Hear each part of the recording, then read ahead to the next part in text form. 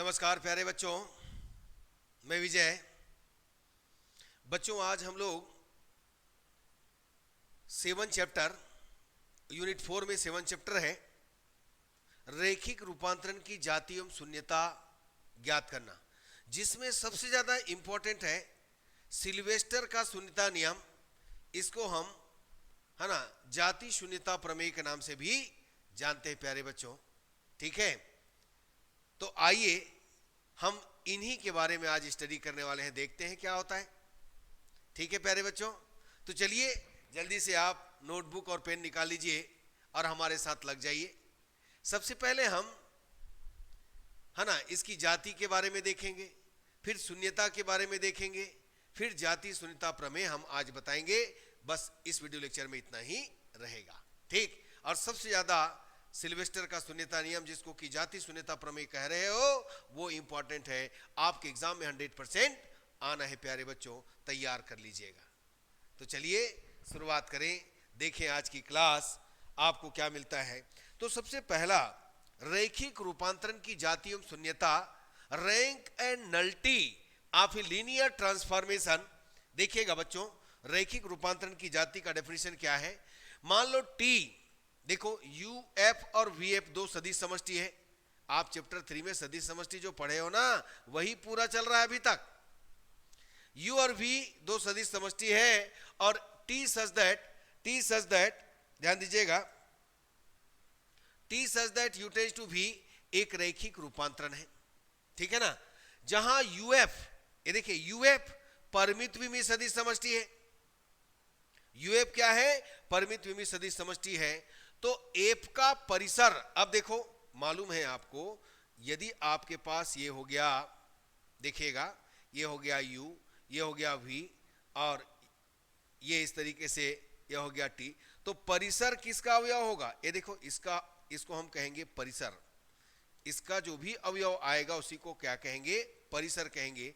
तो टी का परिसर यानी है ना, यहां पर टी कहिए बच्चों, है ना, ये टी है ना, एफ नहीं है, याद रखिएगा। चलो, ये टी का परिसर समष्टि है ना, इसकी विमा, इसकी समष्टि बनाएंगे, इसकी विमा टी की जाति कहलाएगी। यानी इसके अंदर जितना एलिमेंट है उसको देखेंगे, उसके हिसाब से इसके टी की जाति की गणना करेंगे। तो यहां पर बोला गया कि U T such that U tends to V एक रैखिक रूपांतरण है, यू परिमित विमीय है ना, तब टी का परिसर किसका अवयव होगा? वी का अवयव होगा या आर एफ का अवयव होगा।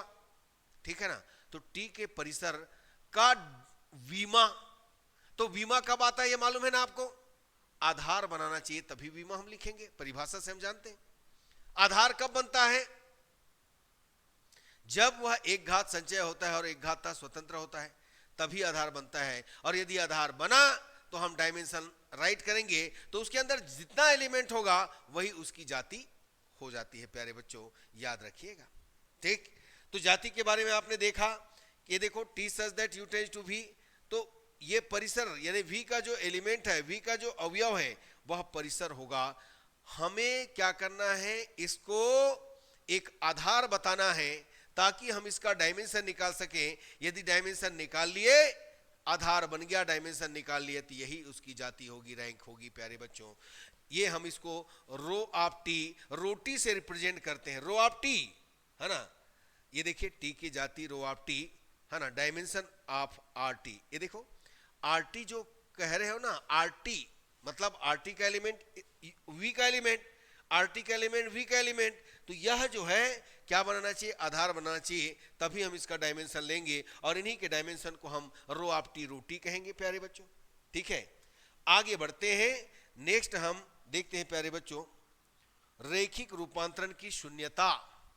अब शून्यता की बात करें, मान लो यहां पर भी T such that U tends to V एक रैखिक रूपांतरण है और यूएफ परिमित विमीय है, तो रैखिक रूपांतरण है ना, यहां पर क्या कहेंगे? रैखिक रूपांतरण टी, ये देखिए टी की शून्य समष्टि की विमा, रैखिक रूपांतरण टी की शून्य समष्टि, यानी v का एलिमेंट पूरा है ना शून्य समष्टि को रिप्रेजेंट करेगा, तो हम इसकी विमा को t की क्या कहेंगे, शून्यता कहेंगे। इसको न्यू ऑफ t से क्या करेंगे, प्रदर्शित करेंगे। तो हम यहां पर nt निकालेंगे पहले बच्चों, nt है ना, nt कौन है, नल्टी, ठीक है ना। तो nt का जो एलिमेंट है उसको हम बताएंगे कि वह क्या है, आधार बनाता है, और आधार बनाएगा तब हम उसका डायमेंशन निकाल पाएंगे, और यही डायमेंशन क्या कहलाएगा, न्यू ऑफ टी कहलाएगा। प्यारे बच्चों, यही टी की शून्यता के बारे में इतना ही है। तो हमने देखा है ना, आर टी का डायमेंशन निकाले तो बना रोटी, एन टी का डायमेंशन निकाले तो बना न्यूटी। दोनों का सम करोगे, दोनों का योग करोगे, और यह डायमेंशन u के बराबर आ गया, तो यह होता है जाति शून्यता प्रमेय। मैंने कहा रोटी प्लस न्यूटी दोनों को सम किए, और वह डायमेंशन u, मतलब u परिमित विमी है, यदि u आधार बनाया है तो डायमेंशन u भी होगा, और डायमेंशन u के क्या होगा, इक्वल होगा। इसी को सिल्वेस्टर का शून्यता नियम या जाति शून्यता प्रमेय कहते हैं।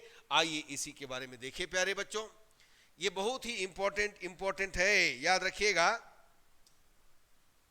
ये देखिए सिल्वेस्टर का शून्यता नियम या जाति शून्यता प्रमेय क्या बोला गया कि मान लेते हैं u और v क्षेत्र A पर दो सदिश समष्टि है, तथा t such that u tends to v एक रैखिक रूपांतरण है, और u परिमित विमी है, तब हमें सिद्ध करना है जाति t प्लस शून्यता t इज इक्वल विमा u। चलो शुरुआत करें प्यारे बच्चों, देखें जरा, ये सबको पहले लिख देना है, इसका प्रूफ में देखो क्या प्रूफ लेना है।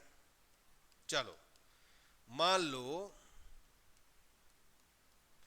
u और v क्षेत्र F पर परिमित, क्षेत्र F पर दो समष्टि है, दो क्षेत्र F पर दो सदिश समष्टि है, तथा t such that u tends to v एक रैखिक रूपांतरण है। ठीक है बच्चों, एक रैखिक रूपांतरण है, और u परिमित विमी है,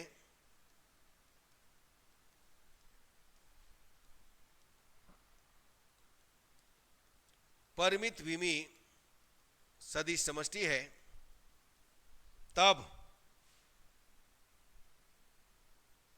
हमें सिद्ध करना है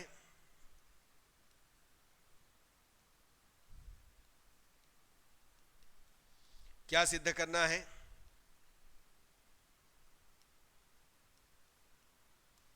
जाति t प्लस शून्यता t is equal dimension u, या विमा u लिख दो, ऐसा हिंदी में लिख रहे हैं पूरा विमा u, या फिर क्या कहेंगे इसको, इसको रोटी, इसको न्यूटी, और इसको कितना डायमेंशन। ठीक है बच्चों, ये हमको क्या करना है, आगे बताना है। अब हम इसके लिए क्या मान करके चलते हैं, मान लेते हैं nt क्या है, t की शून्य समष्टि है। ठीक है, यहां पर लेकर के चलते हैं। चलो मान लो ये मान करके चल रहे हैं बच्चों, मान लो n ऑफ t, t की शून्य समष्टि है, अतः nt u की एक क्या होगी, उपसमष्टि होगी बच्चों। अब ये देखिए u से रिलेशन आ रहा है, चूंकि u परिमित दिया है, आपको दिया है ना, चूंकि u परिमित है, फलतः nt भी परिमित। हम यहां पर मान करके चलते हैं प्यारे बच्चों, क्या मान करके चलते हैं भाई। अब इसके लिए हम क्या करेंगे, मान लो भाई ये परिमित विमी है, तो वीमा एनटी है ना, या इसी को हम क्या कहेंगे, शून्यता, यानी कितना मान लेते हैं भाई, के, ये मान लिए। अर्थात इसका मतलब, अर्थात कहेंगे कि अल्फा 1 अल्फा 2 डेजिडेशन अल्फा के क्या बनाएगा, एनटी का आधार बनाएगा। तभी तो राइट किया आप, डायमेंशन एनटी का आधार है, जहां ये मान के चलो कि के जो है एन से क्या है, लेस है। ठीक है प्यारे बच्चों, तो आपने इस तरीके से मान करके चला। अब देखो, चूंकि अल्फा 1 अल्फा 2 डेजिडेशन अल्फा के क्या है, u का रैखिकता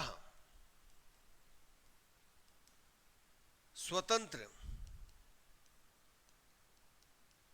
उपसमुच्चय है, ठीक है ना। अतः विस्तार प्रमेय से, आपने पढ़ा होगा विस्तार प्रमेय, तीसरा चैप्टर में, यूनिट में, विस्तार प्रमेय से विस्तारित करके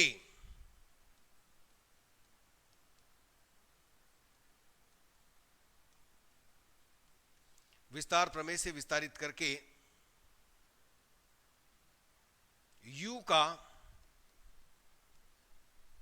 आधार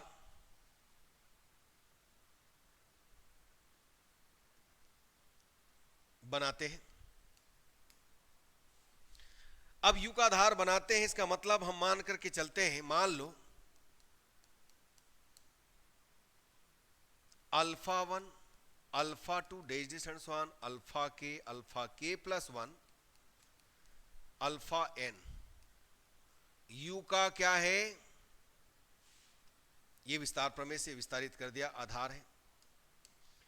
अब u का आधार आ गया, तो डायमेंशन u इज इक्वल कितना हो गया प्यारे बच्चों, n, इसके अंदर एलिमेंट है। अब आपने क्या क्या निकाल लिया, ध्यान दीजिएगा, आपने निकाला इस प्रकार, ये देखिए डायमेंशन u माइनस यहां पर आया न्यूटी इज इक्वल कितना हुआ, n माइनस कितना, के। ये इक्वेशन नंबर कितना हो गया, फर्स्ट। अब हमें एक ऐसा समुच्चय लेकर चलना होगा जिसके अंदर कितना अवयव हो, n माइनस के अवयव हो, और वह RT का आधार बनाता हो। तो RT का आधार बनाने के लिए क्या होना चाहिए, RT का अवयव होना चाहिए। भाई T है तो हम इसके लिए क्या लेकर के चलेंगे, जैसे कि हमारे पास देखो यहां पर ये 1 2 3 के प्लस 1 डेजिडेशन n है, इनमें से मैंने किसको निकाल दिया, इसको निकाल दिया, तो मेरे पास बचेगा कितना, k प्लस 1 k प्लस 2 और डेजिडेशन k प्लस कितना, यानी n तक। यह RT का अवयव है, तो इसका मतलब क्या हो जाएगा, T अल्फा, यानी अल्फा होगा तो T के करके, यानी आपके पास ऐसा कोई समुच्चय होगा T such that U tends to V, तो इसका अवयव RT के अवयव होंगे, तो इसका अवयव क्या होगा। आइए इसी के बारे में बात करें। तो यहां पर अब हम देखेंगे हमें क्या सिद्ध करना है, हमें दर्शाना है कि T अल्फा के प्लस 1, देखो पहला एलिमेंट n माइनस के से अल्फा के प्लस 1 स्टार्ट हुआ, T alpha K plus 1, T alpha K plus 2, dash dash and so on, T alpha K क्या है, ये आर टी का आधार है, ये हमको बताना है। देखिए सबसे पहले हम क्या बताएंगे, अब देखिए सर्वप्रथम हमें दर्शाना है, क्या दर्शाना है कि T alpha K plus 1, T alpha K plus 2, dash dash and so on, T alpha N, R T को विस्तृत करते हैं, स्पान करते हैं, विस्तृति,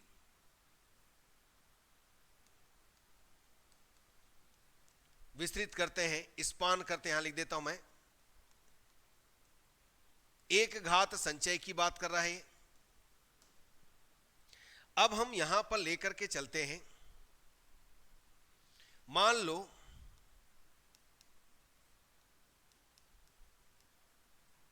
बीटा बिलोंग्स टू कितना है u, तब बीटा बिलोंग्स टू u, तब T alpha R T N T कर देते हैं, सॉरी आर टी को विस्तृत कर रहे हैं ना, सॉरी बच्चों। मान लो बीटा बिलोंग्स टू कितना आर टी, तब टी अल्फा इज इक्वल क्या होगा, बीटा। मैंने कहा था ना, ये ध्यान रखना है आपको, ये u है और ये v है और ये t सच दैट इसका आर टी अवयव होता है, ध्यान देना। तो इसी का अवयव हम मान करके चल रहे हैं, है ना। यदि इसको यानी अल्फा बिलोंग कर रहा है इसको, तो बीटा किसको बिलोंग करेगा, टी अल्फा यानी v को, है ना। तो इस ढंग से आएगा। अब मान लो, है ना, अल्फा बिलोंग्स टू u, तो इंप्लाइज देयर एग्जिस्ट, ऐसा लिख सकते हैं प्यारे बच्चों, इस प्रकार है कि इस अल्फा को a1 alpha 1, a2 alpha 2, days and so on, an alpha n right कर सकते हैं, ठीक है। ये इस ढंग से राइट कर सकते हैं। अब यहां से हम लोग क्या करेंगे, देखो t, ध्यान दीजिएगा, t अल्फा इज इक्वल, हम दोनों side t a1 alpha 1, a2 alpha 2, days and so on, an alpha n, ये हो गया। अब t एक क्या है, t एक क्या है, समाकारिता है, t क्या है, रैखिक रूपांतरण है प्यारे बच्चों, रैखिक रूपांतरण है, ये देखिएगा।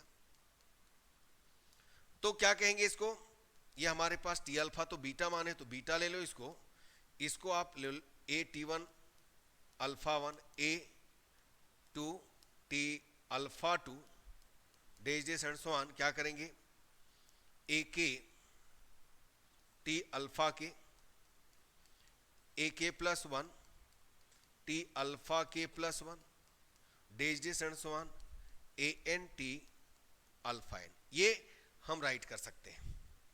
आया समझ में। अब देखो, चूंकि ध्यान देना है बच्चों, क्या ध्यान देना है,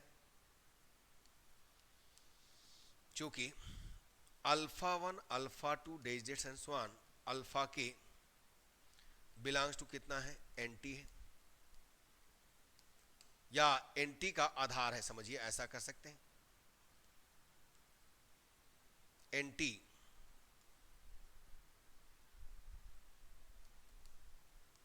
जब एंटी का आधार है, तो ये समझिए कि यहां पर एंटी का एलिमेंट होगा, और एंटी का एलिमेंट मतलब 0 डेस, टी अल्फा 2 0 डेस, शून्य समझती है ना, टी अल्फा के 0 डेस, एंटी का आधार है, एंटी का अवयव है।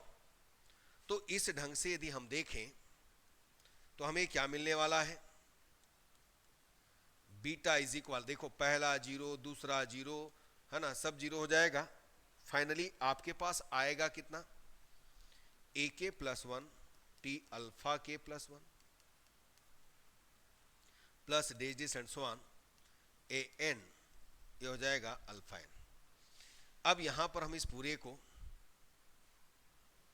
क्या राइट कर सकते हैं, beta is equal A K plus one T alpha K plus one plus A K plus two T alpha K plus two plus dash dash and so on A N T alpha N.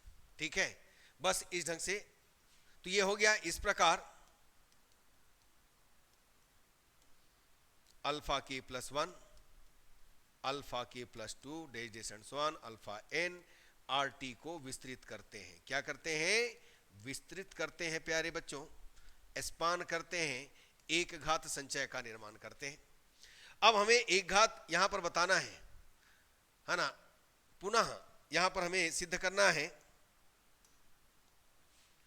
पुनः हमें दर्शाना है कि alpha K plus one, sorry बच्चों, यहां पर तो element हमारा क्या आ रहा है, देखो एक मिनट रुको गड़बड़ कर दिया हूं। ये टी अल्फा है ना, T alpha K plus one T alpha K plus to, इसको टी ऐसा लिखेंगे तभी तो ठीक है। अब हमें क्या दर्शाना है, यहां पर ध्यान देना, हमें दर्शाना है, क्या दर्शाना है, T alpha K plus one T alpha K plus two T alpha N, एक है ना, एक घाततः क्या है, स्वतंत्र है। चलो इसको लेकर चलते हैं। मान लो A1 A2 A3 dash dash and so on AN belongs to कितना है, F। तो एक घात स्वतंत्र हो चाहे परतंत्र हो, कैसे लेकर चलते हैं, हम लेकर चलेंगे T alpha K plus one A1, तो इसके हिसाब से ले लेते हैं ए के प्लस वन ले लेते हैं प्यारे बच्चों, है ना, plus A K plus two T alpha K plus two dash dash and so on, इसके अनुरूप ले लिया जाए और यहां पर हम राइट करेंगे कितना, 0। ठीक है, अब देखो इसको हम क्या कहेंगे, यहां पर टी रैखिक रूपांतरण है, तो T A K plus one alpha K plus one A K plus two alpha K plus two dash dash and so on A N alpha N. ये कहां से आ गया, टी क्या है, रैखिक रूपांतरण है, राइट कर लेंगे। ठीक है ना। अब इसके बाद इसको क्या करोगे बच्चों, ध्यान देना, अभी हमने आपको दिखाया था T alpha is equal 0 dash, तो अल्फा बिलोंग किया था किसको, एंटी को, नल है ना, नल टी एंटी को। तो इसके हिसाब से क्या हो जाएगा प्यारे बच्चों, A K plus one alpha K plus one A K plus two alpha K plus two dash dash and so on A N alpha N, और ये बिलोंग करेगा किसको, एंटी को, एंटी को बिलोंग कर रहा है। चूंकि एंटी क्या करता है, एक आधार बनाता है, एंटी आधार बनाता है, और एंटी आधार बनाता है, इसका मतलब क्या हो जाएगा, यहां पर एक घाता स्वतंत्र हो जाएगा यहां से, यानी इसके हिसाब से हम क्या ले लेंगे, A K plus one alpha K plus one plus A K plus two alpha K plus two dash dash and so on A N alpha N is equal क्या ले लेंगे, 0, और इंप्लाइज यहां से हम ले लेंगे क्योंकि आधार बनाएगा 0 A K plus two 0 dash dash and so on N is equal 0। बच्चों हमने 0 ले आया, इस प्रकार कहेंगे, क्या कहेंगे, ये देखो इस प्रकार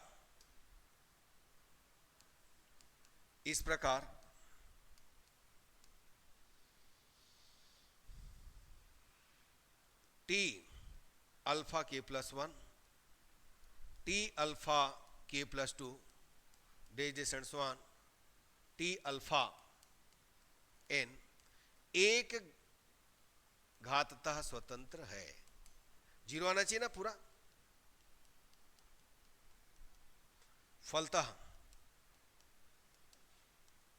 टी अल्फा के प्लस 1